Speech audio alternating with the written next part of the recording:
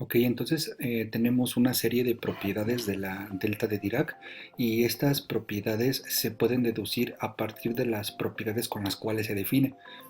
Se define con estas dos propiedades la delta de Dirac, entonces todas estas propiedades son consecuencia de esta definición.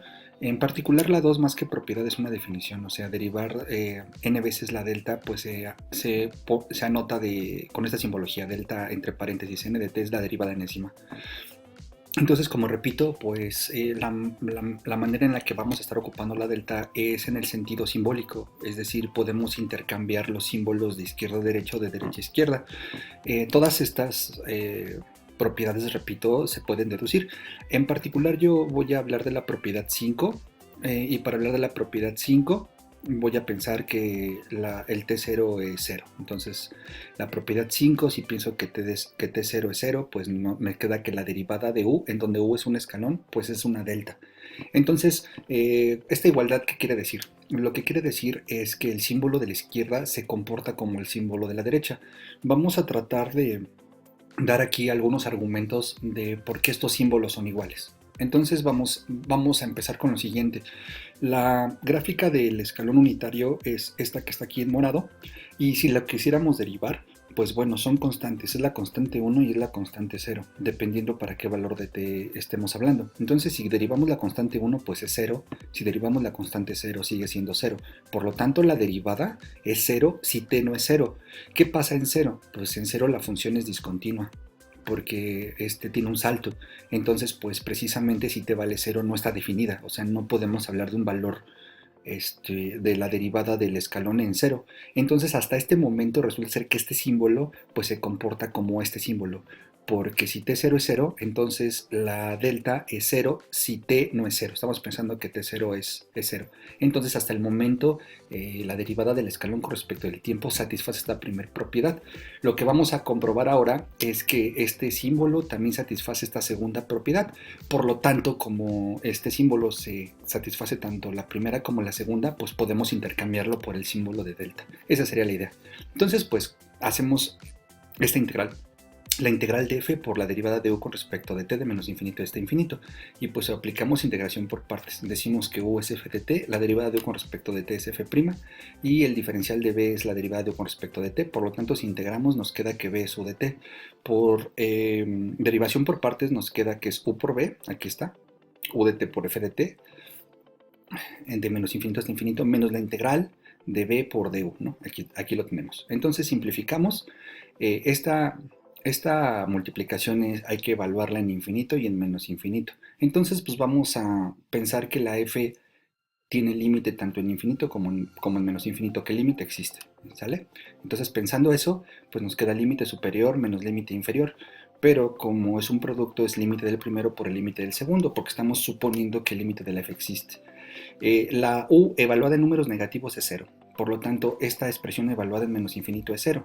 Así que nos queda el límite cuando t tiende a infinito de esta expresión. Y el límite cuando t tiende a infinito de un escalón pues es 1.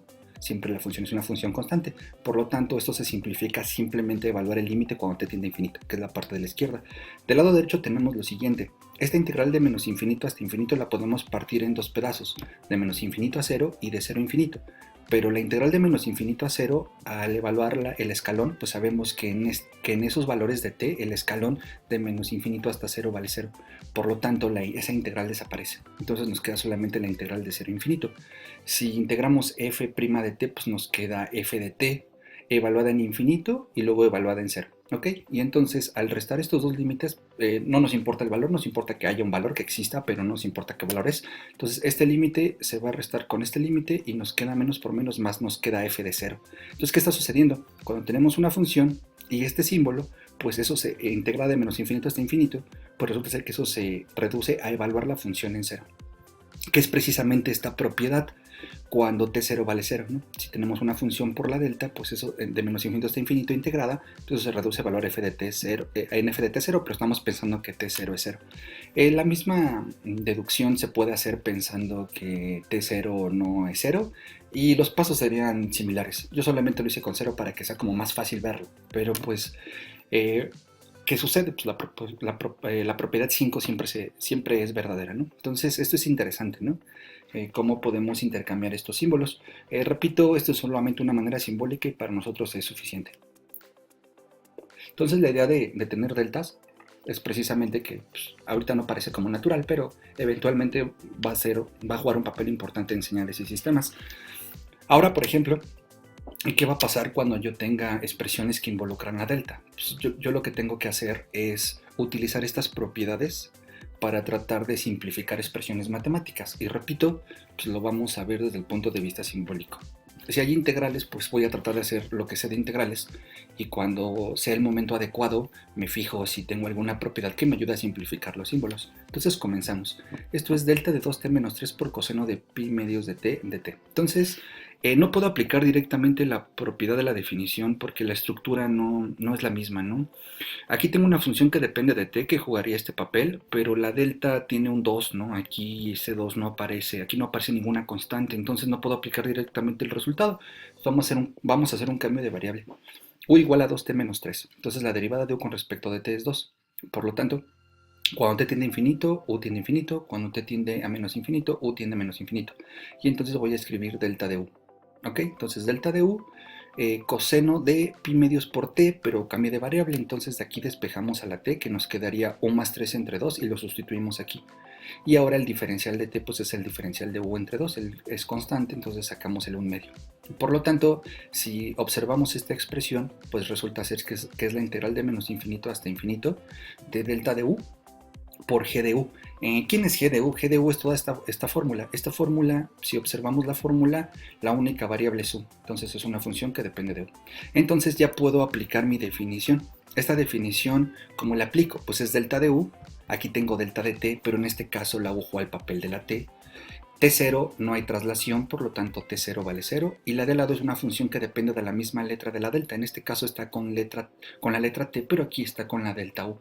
Entonces, según la propiedad que estoy señalando en este momento, si T0 vale 0, la aplico aquí, pero en lugar de T, pues está la letra U. La estructura es la misma, salvo la letra, entonces pues no hay ningún problema. Entonces lo que me dice esta propiedad es que esta integral se simplifica a la función que multiplica a la delta evaluada en la traslación, pero la traslación es 0. Por lo tanto, esto es un medio de g de 0. ¿Pero quién es g de 0? Pues es quitar la u y poner un 0 ahí. Entonces, si quitamos la u y ponemos un 0 ahí, pues nos queda esta evaluación. Y este es el resultado. Podemos simplificar. Esto es un medio del coseno de 3 cuartos de pi. Coseno de 3 cuartos de pi es menos raíz de 2 entre 2. Y por lo tanto, al final, esta integral se puede sustituir por menos raíz de 2 entre 4. Entonces, esa es la idea de las deltas, ¿no? Tenemos una expresión, manipulamos de tal manera que las manipulaciones algebraicas usuales, cambios de variable, multiplicar y dividir por mismas cosas, etcétera, de tal manera que alguna de las propiedades, ya sea de la definición o de las propiedades que se deducen con la definición, sean aplicables y en ese momento pues hemos terminado nuestro ejercicio.